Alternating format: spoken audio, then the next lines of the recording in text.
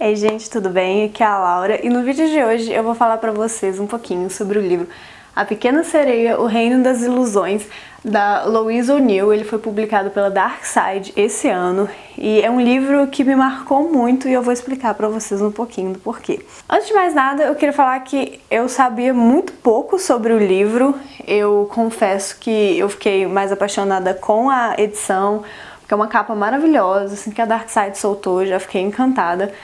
Mas eu não pesquisei muito sobre a história, porque eu achei que contaria a história da Pequena Sereia mesmo, do jeito que a gente conhece, com algumas adaptações. Mas eu me surpreendi muito porque é completamente diferente da adaptação da Disney.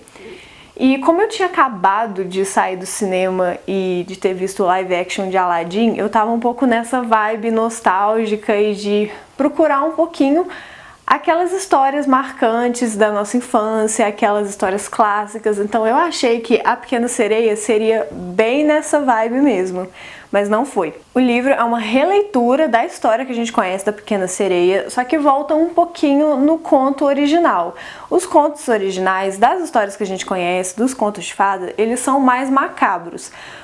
Por causa do contexto histórico da época, os contos de fada tinham outros propósitos dos que a gente conhece hoje, de ser uma história mais romantizada, mais bonitinha, mais mastigada, mais suave, leve. Ela volta um pouco nessas origens dos contos de fadas para contar a história da Pequena Sereia com um viés feminista, o que eu achei incrível e foi uma surpresa maravilhosa. Logo no começo do livro, a Dark Side incluiu um texto sobre sereias, mulheres e contos de fadas sombrios assinados pelas editoras, que já contextualiza um pouco essa questão dos contos de fadas e como que os contos de fadas contribuem para reproduzir, para propagar o machismo e muitas vezes de uma forma inconsciente. Então eu achei muito legal elas terem escrito um texto e mostrado essa mensagem de forma clara antes da gente começar a ler a história. Não é um pós-fácil, é logo como se fosse uma introdução mesmo. Então a gente já começa a história com essa ideia na cabeça, com esse olhar de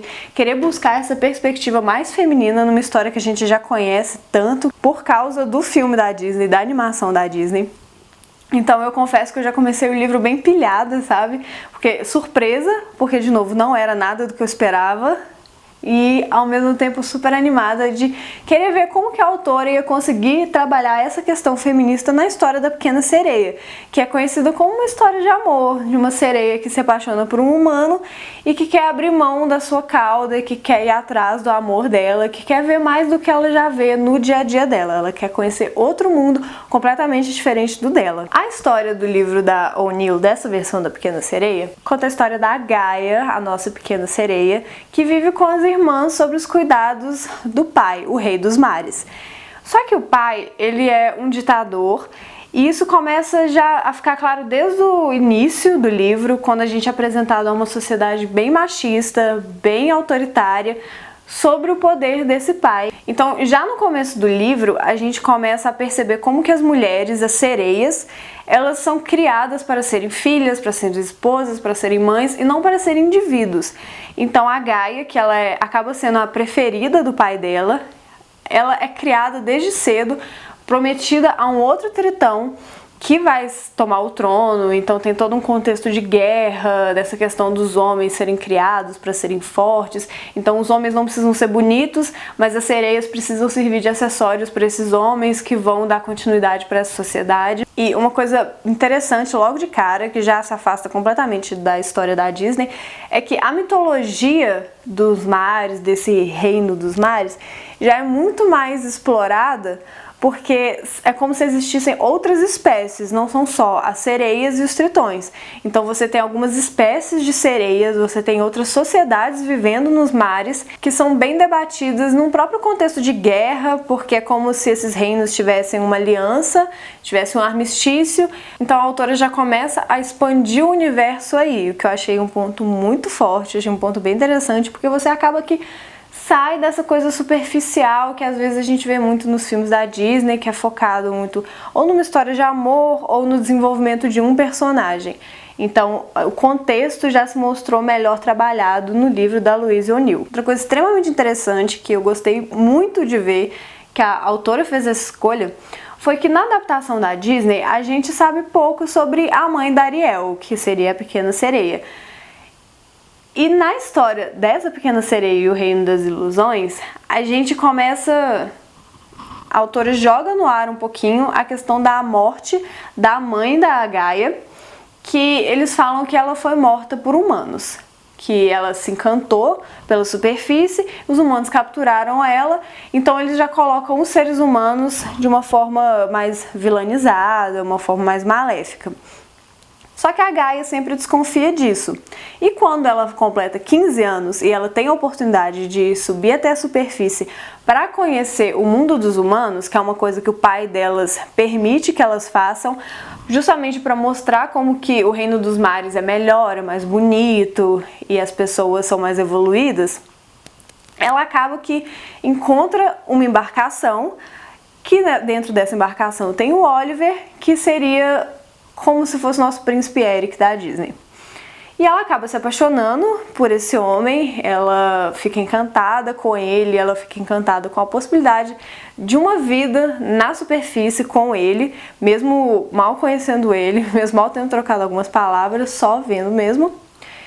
E ela acaba que durante uma tempestade, nesse dia que ela está na superfície, ela salva ele do afogamento. E a partir daí a história começa a diferenciar ainda mais da adaptação da Disney, porque apesar de todo mundo saber o que a Ariel acaba fazendo, a Gaia acaba fazendo a mesma coisa, a forma como isso acontece é bem brutal, é bem visceral, então isso já torna o conto um pouco mais adulto no sentido de ser mais cru, de ter pouca romantização de algumas coisas e realmente de ter vários sacrifícios que a Gaia tem que fazer para correr atrás dos sonhos dela, para buscar esse amor. E também traz um pouco mais essa questão da relação dela com a mãe. Então eu achei legal porque tirou um pouco o foco dessa relação apenas dela apaixonada por um homem, dela largar tudo atrás de um homem, para ela tentar também descobrir o que aconteceu com a mãe dela. Então o amor não é deixado de lado, o tema do amor não é deixado de lado, mas ele se transforma em outras coisas. Então o foco de toda a corrida dela, de todo o desenvolvimento dela, acaba não sendo só o homem, não acaba sendo só o Oliver, acaba sendo também um pouco dessa relação com a mãe.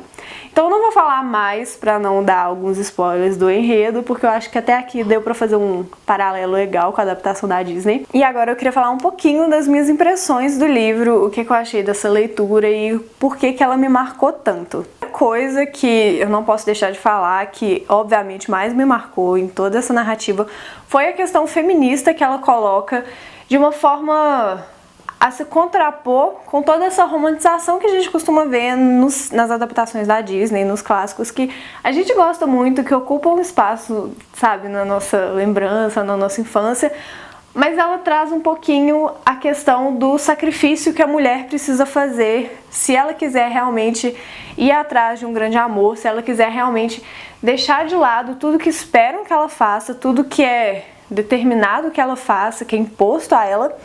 Se ela quiser correr atrás dos sonhos dela, ela precisa fazer sacrifícios. Isso é colocado de forma muito visceral na história e eu achei isso bem marcante de mostrar essa relação da causa e consequência desde cedo. E outra coisa que eu também achei bem legal é a questão da voz. A questão da voz, da fala, é bem marcante porque como a Gaia e as irmãs, elas vivem num mundo autoritário, que as mulheres são postas em situações de submissão, a questão da voz é bem significativa. Então, no clássico da Disney, a gente tem a Ariel que canta e que tem uma voz maravilhosa. E na questão da Gaia, a voz não é só voltada para tentar fazer um homem se apaixonar por ela. Além do mais, o livro é extremamente fácil de ler, ele é muito rápido, eu achei a leitura bem envolvente. Tem muitos diálogos, tem poucas descrições exaustivas, então a autora é bem objetiva, ela vai sempre direto ao ponto, nenhuma cena tá lá à toa, tudo constrói a narrativa de um jeito bem redondinho e até conduzir o final, que eu acho que da metade pro final a narrativa ela fica mais rápida e fica ainda mais dinâmica e principalmente as últimas páginas, apesar de serem um pouco corridas, você não consegue parar de ler e você fica com um nó na garganta e você fica nervoso, ao mesmo tempo que você fica feliz e você torce pela Gaia e você também fica triste. É um misto de emoções que acho que a Louise O'Neill conseguiu fazer de um jeito bem legal, bem interessante e torna uma ficção gostosa de ler. Eu li o livro um dia para o outro, porque realmente é muito fácil, ela escreve muito bem e por ter uma narrativa, um desenvolvimento mais dinâmico, fica fácil você se envolver, você se identificar com os personagens, você torcer para a Gaia. Então é uma leitura bem tranquila, não atrapalhou em nada a minha memória do filme da Disney, desse filme que eu sempre tive muito carinho, porque a Ariel sempre foi minha princesa favorita das princesas da Disney, e eu fiquei com um pouco de receio de acabar vendo o filme com outros olhos. Mas eu acho que a narrativa não faz nada disso, ela mostra uma releitura. Então eu acho que na época que saiu o filme da Disney, essa animação que a gente gosta muito, talvez a sociedade não estivesse pronta para fazer reflexões do nível que ela faz agora, de forma tão natural. Então eu acho sim que a literatura ela tem que acompanhar o contexto que a gente vive, ela tem que acompanhar a sociedade, porque a literatura ela é um reflexo da sociedade.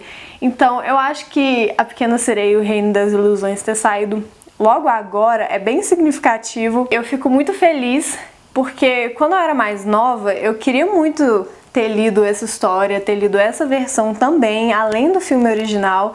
Então dá um calorzinho no peito de saber que as meninas que estão começando a ler mais livros, que estão começando a mergulhar no universo da literatura, que elas vão ter opções de leitura tipo essa, que vão fazer críticas bem pontuais, críticas bem condizentes com a realidade que essas meninas, essas mulheres vivem. E eu acho legal quando a gente consegue ler uma ficção que aborda isso de um jeito diferente, de um jeito divertido e sem deixar de lado o entretenimento que a literatura propõe para todo mundo. Então é isso, eu espero que vocês tenham gostado das minhas impressões do livro A Pequena Sereia e o Reino das Ilusões, da Louise O'Neill. E como sempre, eu vou deixar na descrição do vídeo o link lá pro blog, se vocês quiserem conferir outras resenhas de outras indicações de livros com esse viés mais feminista. Ou se vocês só quiserem uma boa ficção mesmo, tem várias indicações de livro por lá. Tenho certeza que vocês vão achar pelo menos um livro que vocês vão gostar e muito. E eu também vou deixar aqui na descrição o link se você quiser comprar o livro também. E não esqueça de se inscrever no canal, deixar um curtir aqui se você gostou do vídeo, se você gostou da indicação também. O que você veio fazer participação no vídeo? E é isso, e até o próximo vídeo. Tchau!